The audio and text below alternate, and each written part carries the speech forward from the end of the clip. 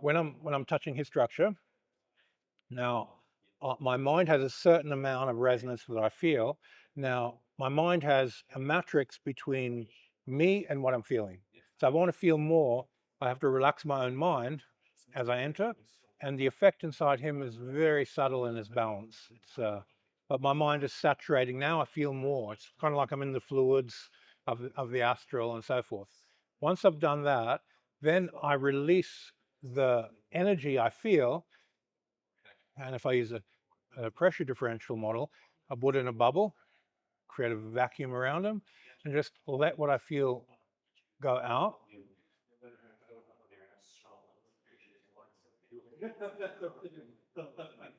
And for this releasing, you can use whatever model you want. You can just feel something and relax it outwards with sung.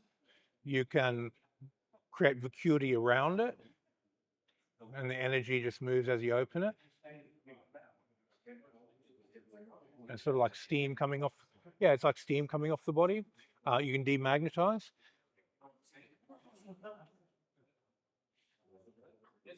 Demagnetizing creates more of a sort of like floppiness, and then you can put Akasha directly into those tension points. I'm just mainly working on the shoulder stuff, and then let it float off that.